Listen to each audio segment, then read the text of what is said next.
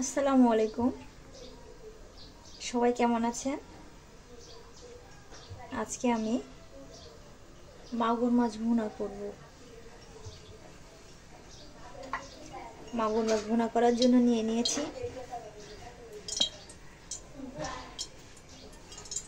দেশি মাগুর,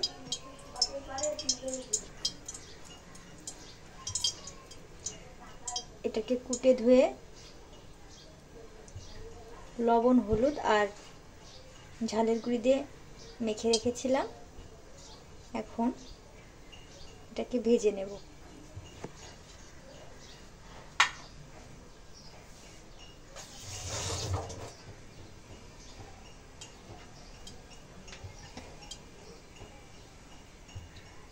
ভাজার জন্য কড়াইতে তেল গরম দিয়ে দিচ্ছি।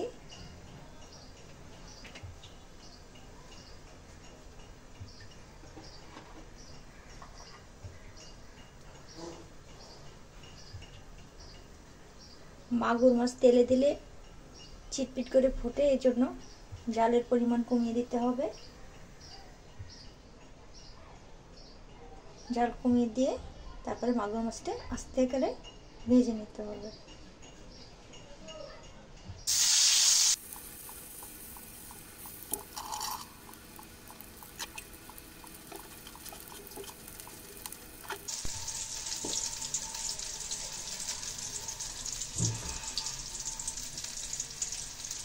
রান্নার জন্য তো কড়াইতে তেল গরম দিয়ে দিচ্ছি।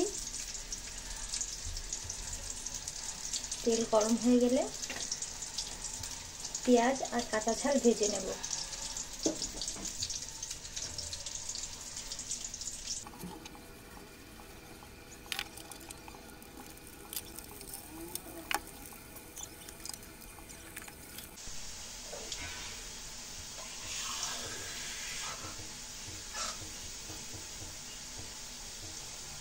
পেঁয়াজ ভাজি ভাজি হয়ে গেছে, এখন এতে সামান্য পরিমাণ পানি দিয়ে দেব। আমি ভাজি পেঁয়াজের মধ্যে পানি এই জন্য দিই যেন মশলাটি পুড়ে না যায়।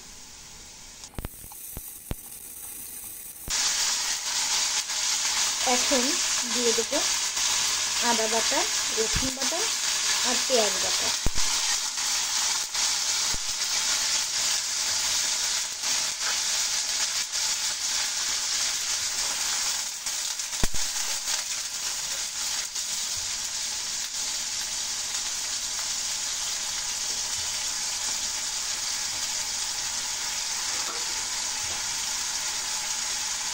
মশলাটা উতলিয়ে আসলে দিয়ে দেবো লবণ, হলুদ, ঝালের গুঁড়ি, সামান্য পরিমাণ জিরের গুঁড়ি আর সামান্য পরিমাণ ধনিয়ার গুঁড়ি দিয়ে নেড়ে চেড়ে সুন্দর করে কষিয়ে নেব।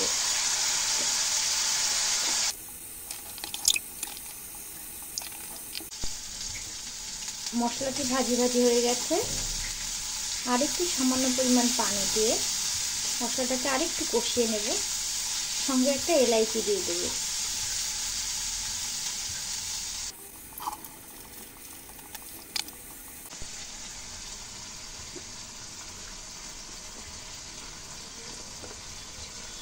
মাগুর মাছ ভুনা করার জন্য একটি আলু কেটে নিয়েছিলাম কিউব করে।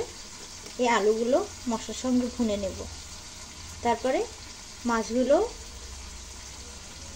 মশলার সঙ্গে ভুনে নেব।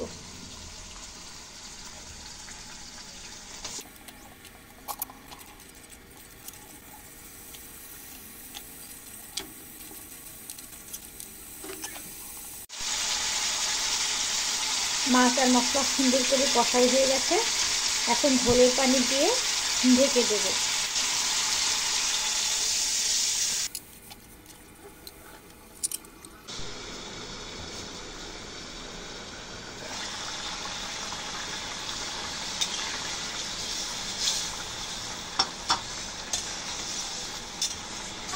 তরকারিটি হয়ে আসছে।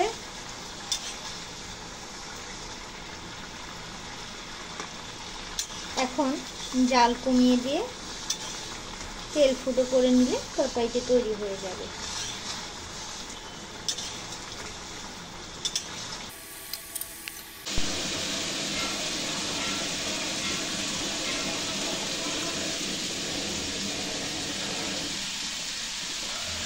একটু ভাজি জিরের গুঁড়ো দিয়ে দিচ্ছি, খেতে আরও ভালো লাগবে।